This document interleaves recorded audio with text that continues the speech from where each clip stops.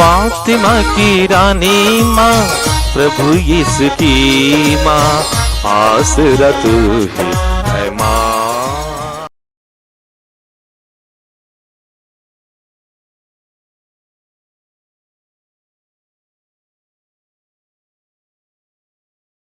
पहला पाठ नबी इज़ेकियल का ग्रंथ, अध्याय 37, पद संख्याएं 21 से 28 तक।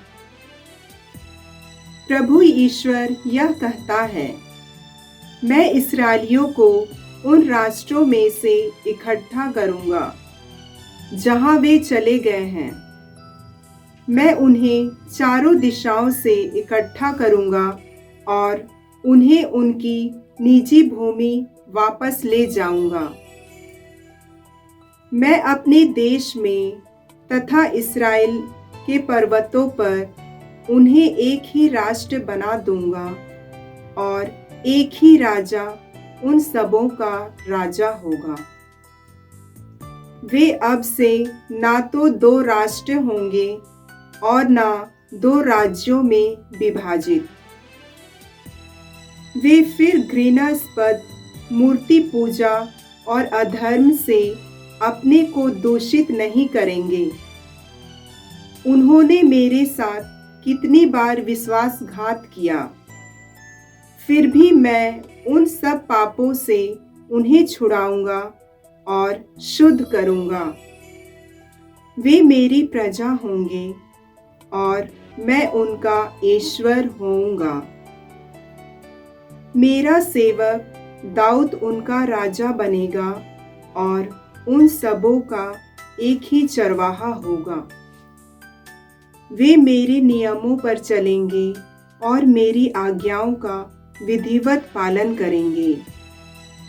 वे और उनके पुत्र पौत्र सदा सर्वदा अपने पूर्वजों के देश में निवास करेंगे, जिसे मैंने अपने सेवक याकूब को दे दिया है।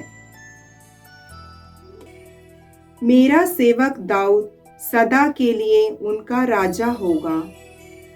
मैं उनके लिए शांति का विधान निर्धारित करूंगा, एक ऐसा विधान जो सदा बना रहेगा। मैं उन्हें फिर बसाऊंगा, उनकी संख्या बढ़ाऊंगा और उनके बीच सदा के लिए अपना मंदिर बनाऊंगा। मैं उनके बीच निवास करूंगा, मैं उनका ईश्वर होऊंगा और वे मेरी प्रजा होंगे। जब मेरा मंदिर सदा के लिए उनके बीच स्थापित होगा, तब सभी राष्ट्र यह जान जाएंगे कि मैं प्रभु हूँ, जो इस्राएल को पवित्र करता है। प्रभु की वाणी। ईश्वर को धन्यवाद। भजन अनुवाक्य। प्रभु चरवाही की तरह अपने झुंड की रक्षा करेगा। प्रभु चरवाही की तरह अपने झुंड की रक्षा करेगा।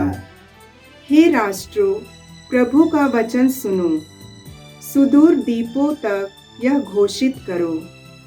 जिसने इस्राएल को बिखेरा है, वही उसे एकत्र करेगा और उसकी रक्षा करेगा, जैसा कि चरवाहा अपने झुंड की रक्षा करता है। अनुवाक्य। प्रभु चरवाहे की तरह अपने झुंड की रक्षा करेगा। प्रभु चरवाहे की तरह अपने झुंड की रक्षा करेगा। क्योंकि प्रभु ने याकूब का उद्धार किया और उसे उसके शक्तिशाली शत्रु के पंजे से छुड़ाया। वे लौटकर सिय्योन पर्वत पर आनंद के गीत गाएंगे। वे बड़ी संख्या में प्रभु को दान देने आएंगे। अनुवाक्य। प्रभु चरवाहे की तरह अपने झुंड की रक्षा करेगा। प्रभु चरवाहे की तरह अपने झुंड की रक्षा करेगा। तब कुमारियां उल्लसित होकर नृत्य करेगी। नवयुवक और वृद्ध एक साथ आनंद मनाएंगे। मैं उनका शोक आनंद में बदल दूंगा, उन्हें सांत्वना दूंगा और दुख के बदले सुख प्रदान करूंगा। अनुवाक्य: प्रभु चरवाहे की तरह अपने झुंड की रक्षा करेगा। प्रभु चरवाहे की तरह अपने झुंड की रक्षा करेगा। जय घोष। प्रभु कहता है, अपने पुराने पापों का भार फेंक दो, एक नया हृदय और एक नया मनोभाव धारण करो। प्रभु आप लोगों के साथ हो और आपकी आत्मा के साथ। संत यूहन्ना के अनुसार पवित्र सुसमाचार। हे प्रभु तेरी महिमा हो। अध्याय 11 पद संख्याएं 45 से 57 तक। जो यहूदी मरियम से मिलने आए थे और जिन्होंने यीशु का यह चमत्कार देखा, उनमें से बहुतों ने उनमें विश्वास किया, परंतु उनमें से कुछ लोगों ने फरीसियों के पास जाकर बतलाया कि यीशु ने क्या किया है। तब महायाजकों और फरीसियों ने महासभा बुलाकर कहा, हम क्या करें? वह मनुष्य बहुत से चमत्कार दिखा रहा है। यदि हम उसे ऐसा करते रहने देंगे तो सभी उसमें विश्वास करने लगेंगे और रोमन लोग आकर हमारा मंदिर और हमारा राष्ट्र नष्ट कर देंगे। उनमें से एक ने, जिसका नाम कैफस था और उस वर्ष का प्रधान याजक था, उनसे कहा, आप लोगों की बुद्धि कहाँ है? आप यह नहीं समझते कि हमारा कल्याण इसमें है कि एक ही मनुष्य जनता के लिए मर जाए और समस्त राष्ट्र का सर्वनाश ना हो। उसने यह बात अपनी ओर से नहीं कही। उसने उस वर्ष के प्रधान याजक के रूप में भविष्यवाणी की कि यीशु राष्ट्र के लिए मरेंगे और न केवल राष्ट्र के लिए बल्कि इसलिए भी कि वह ईश्वर की बिखरी हुई संतान को एकत्र कर ले। उसी दिन उन्होंने यीशु को मार डालने का निश्चय किया। इसलिए यीशु ने उस समय से यहूदियों के बीच प्रकट रूप से आना जाना बंद कर दिया। वह निर्जन प्रदेश के निकटवर्ती प्रांत के एफ्राइम नामक नगर चले गए और वहीं अपने शिष्यों के साथ रहने लगे। यहूदियों का पास्का पर्व निकट था। बहुत से लोग पास्का से पहले शुद्धिकरण के लिए देहात से यरूशलेम आए थे। वे यीशु को ढूंढते थे और मंदिर में आपस में कहते थे, आपका क्या विचार है? क्या वह पर्व के लिए नहीं आ रहे हैं? महायाजकों और फरीसियों ने यीशु को गिरफ्तार करने के उद्देश्य से यह आदेश दिया था कि यदि किसी व्यक्ति को यीशु का ठिकाना मालूम हो जाए तो वह इसकी सूचना उन्हें दे दे। प्रभु का सुसमाचार। हे क्रिस्त तेरी स्तुति हो। यीशु क्रिस्त में प्रिय भाई और बहनों, आज का पहला पाठ नबी यजकियल के ग्रंथ से है। अध्याय 37 पद संख्याएं 21 से 28 तक। इसमें ईश्वर ने बहुत सारी बातों की भविष्यवाणी की है, वादा किया है। उनका कहना है, प्रभु ईश्वर यह कहता है, मैं इस्राएलियों को उन राष्ट्रों में से इकट्ठा करूंगा जहां वे चले गए हैं। मैं उन्हें चारों दिशाओं से इकट्ठा करूंगा और उन्हें उनकी निजी भूमि वापस ले जाऊंगा। मैं अपने देश में तथा इस्राएल के पर्वतों पर उन्हें एक राष्ट्र बना दूंगा और एक ही राजा उन सबों का राजा होगा। वे अब से ना तो दो राष्ट्र होंगे और ना दो राज्यों में विभाजित। जब ईश्वर ने ये बातें कही तो वहाँ दो राज्य थे, इस्राएल और यूदा। उत्तरी हिस्सा इस्राएल, दक्षिणी हिस्सा यूदा। और ईश्वर का कहना है, मैं सबों को वापस ले आऊँगा, सब निर्वासित लोग वापस आएंगे। ईश्वर एक नई प्रजा का गठन करने वाला है। हम जानते हैं इतिहास में यह सब यीशु आने तक पूरा नहीं हुआ है। वे हमेशा समस्याओं से गुजरते रहे। बहुत सारी बातों में अशांति थी, तरह तरह के संकट से उनको गुजरना पड़ा। तो यीशु आने के बाद प्रभु यीशु के कारण यह भविष्यवाणियां सब पूरी हो गई हैं। आगे ईश्वर का कहना है, वे फिर घृणास्पद मूर्ति पूजा और अधर्म से अपने को दूषित नहीं करेंगे। उन्होंने मेरे साथ कितनी बार विश्वासघात किया, फिर भी मैं उन सब पापों से उन्हें छुड़ाऊंगा और शुद्ध करूंगा। वे मेरी प्रजा होंगे और मैं उनका ईश्वर होऊंगा।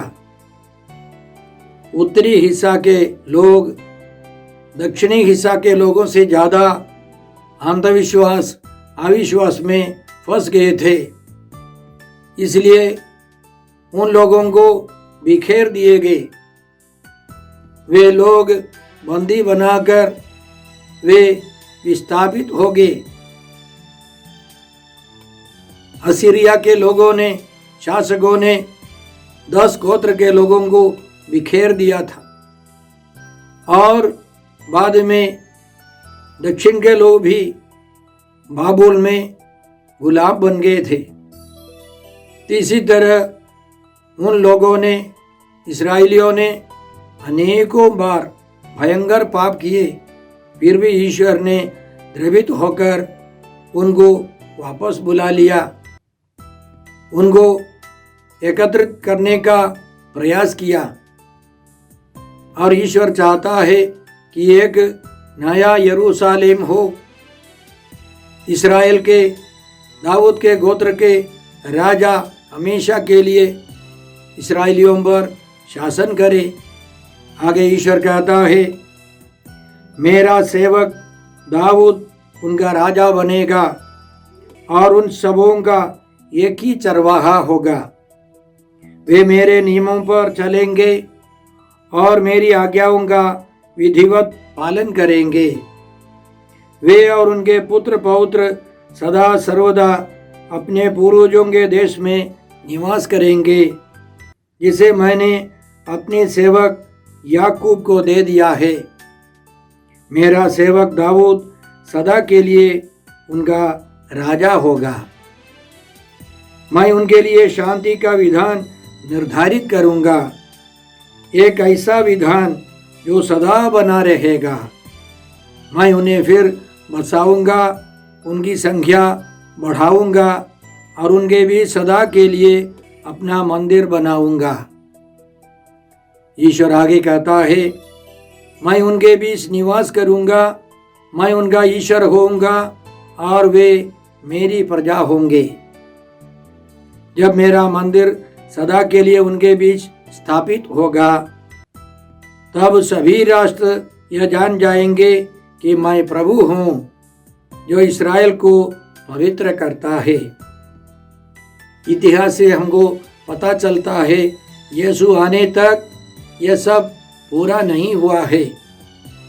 प्रभु यीशु दाऊद के गोत्र में आए, वे यूदा वंशी हैं। उनके जन्म के पहले स्वर्गदूत गब्रियल ने माता मरियम से कहा, वे याकूब के घराने पर, मुक्तिदाता यीशु याकूब के घराने पर सदा राज्य करेंगे। ईश्वर उनके पुत्र दाऊद का सिंहासन उनको प्रदान करेगा और वे याकूब के घराने पर सदा सर्वदा राज्य करेंगे और उनके राज्य का अंत नहीं होगा। प्रभु यीशु एक नया यरूशलेम की स्थापना के लिए आए हैं जो मनुष्य निर्मित नहीं है।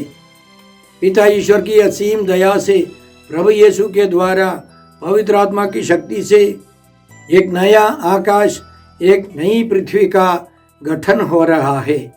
प्रकाशना ग्रंथ अध्याय 21 की शुरुआत से हम इस प्रकार पढ़ते हैं, तब मैंने एक नया आकाश और एक नई पृथ्वी देखी।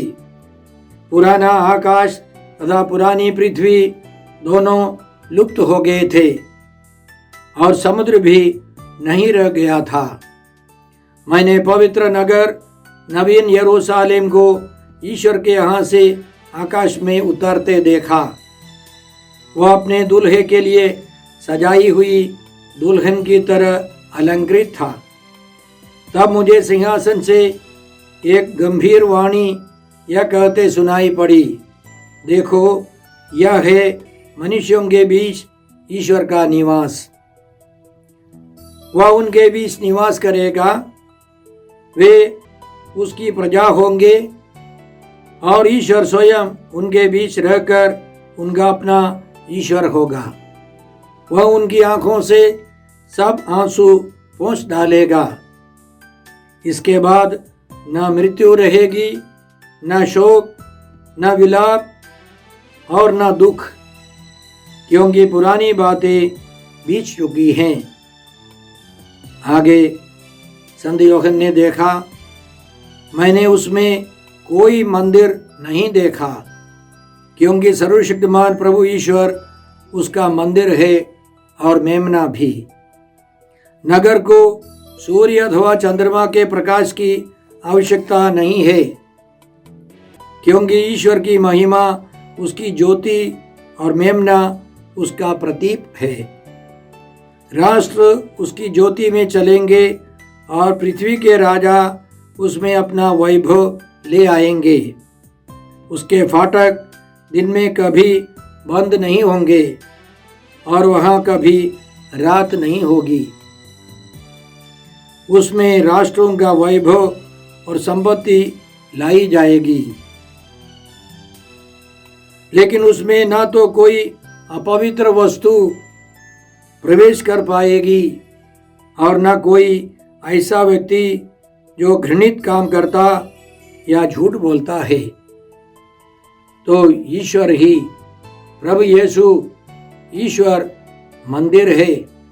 प्रभु यीशु मेमना है, ईश्वर का मेमना है, मंदिर है, महापुरोहित है, बलि वस्तु है।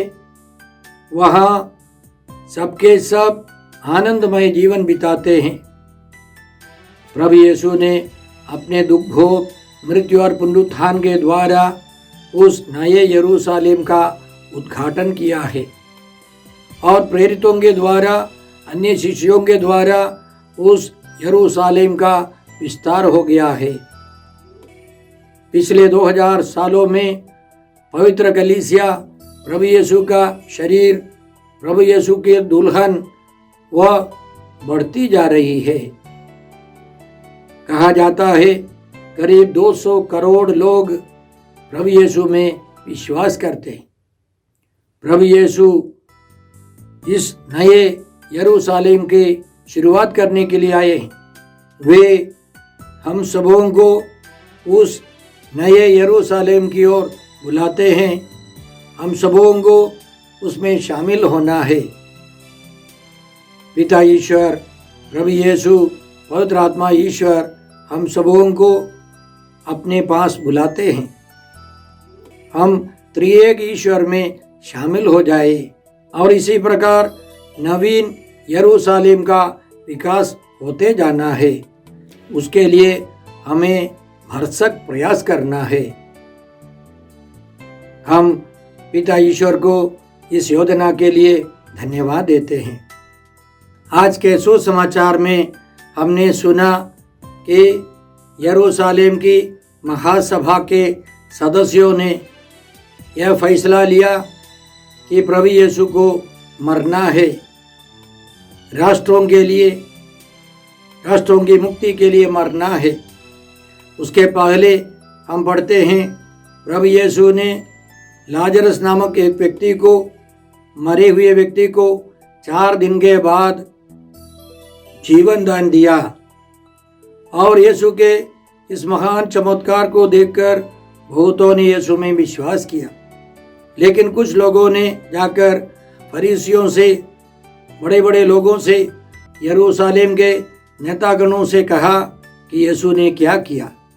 और उनका कहना है यदि हम उसे ऐसा करते रहने देंगे तो सभी उसमें विश्वास करेंगे और रोमन लोग आकर हमारा मंदिर और हमारा राष्ट्र नष्ट कर देंगे। तो प्रधान याजक महापुरोहित कैफस ने भविष्यवाणी की। उसका कहना था, आप यह नहीं समझते कि हमारा कल्याण इसमें है कि जनता के लिए एक ही मनुष्य मरे और समस्त राष्ट्र का सर्वनाश ना हो। और संत यूहन्ना टिप्पणी देते हैं, उसने यह बात अपनी ओर से नहीं कही, उसने उस वर्ष के प्रधान याजक के रूप में भविष्यवाणी की कि यीशु राष्ट्र के लिए मरेंगे। और न केवल राष्ट्र के लिए बल्कि इसलिए भी कि वे ईश्वर की बिखरी हुई संतान को एकत्र कर ले। तो उस बुरे व्यक्ति के मुख से भी एक भविष्यवाणी निकली और उसने घोषणा की कि प्रभु यीशु को मरना है, साधारण मृत्यु नहीं, क्रूस पर भयंकर घोर पीड़ा सहकर यीशु को मरना है और सभी राष्ट्रों के लिए, सभी लोगों की मुक्ति के लिए प्रभु यीशु को मरना है। इसके बारे में ईश्वर ने अनेक नबियों के द्वारा भविष्यवाणी की थी। ईश्वर की इच्छा, ईश्वर की योजना पूरी होने वाली है। तो सबसे पहले हमको यह समझना है कि हर भले मनुष्य के सामने बहुत सारी कठिनाइयाँ होंगी। बहुत सारे लोग भलाई करने वालों का विरोध करेंगे, उनके सर्वनाश के लिए प्रयास करेंगे। साथ साथ हम याद रखें कि प्रभु यीशु हम सबों को बचाने के लिए आए हैं और उनके रास्ते पर उनकी योजना पूरी होने के लिए कुछ बुरे लोग भी होंगे। ईश्वर उन सभी बातों में ईश्वर की योजना पूरी करता है। बुरे लोगों के साजिश को भी ईश्वर भलाई में बदल देता है। इसलिए जब हमको सच्चाई के लिए दुख सहना है, कष्ट उठाना है, हमें याद रखना है कि ईश्वर ये सब देख रहा है। ईश्वर प्रतिफल देगा। भले ही उन लोगों ने यीशु को मार डाला, पिता ईश्वर ने यीशु को पुनर्जीवित किया, महिमान्वित किया है। इसलिए प्रभु यीशु, पिता ईश्वर और पवित्र आत्मा हमारे लिए जो कुछ करेंगे वह सब त्रिएक ईश्वर की महिमा के लिए हो। इसलिए हमें दुख संकट में हिम्मत हारकर निराश नहीं रहना है। हमारे सामने प्रभु यीशु है जिन्होंने पिता ईश्वर की इच्छा पूरी की है। हम धन्यवाद देकर प्रार्थना करते हैं कि हम लोग प्रभु यीशु के दुख भोग, मृत्यु और पुनरुत्थान में अगले सप्ताह प्रवेश करेंगे। हम योग्य रीति से पास्का पर्व मनाए। जिन्होंने अभी तक पाप स्वीकार नहीं किया है वे पश्चाताप करते हुए चर्च जाए, पुरोहित के सामने अपने पापों को स्वीकार कर योग्य रीति से प्रभु यीशु को ग्रहण करें। प्रभु यीशु हमारा मंदिर है, महापुरोहित हैं, बलि वस्तु हैं। महापुरोहित यीशु राजा भी हैं, नबी भी हैं। हम उनका अनुसरण करें। हे पिता ईश्वर, हे प्रभु यीशु, हे पवित्र आत्मा ईश्वर, आज के सारे पवित्र वचनों के लिए हम तुझे धन्यवाद देते और तुझसे प्रार्थना करते हैं कि हम सब प्रभु यीशु का अनुसरण करें, प्रभु यीशु को पूर्ण रूप से अपनाए। हम ये प्रार्थना करते हैं प्रभु क्रिस्त के द्वारा। हमारे प्रभु यीशु क्रिस्त की कृपा, ईश्वर का प्रेम और पवित्र आत्मा का साहचर्य आप सबों को प्राप्त हो। आमीन।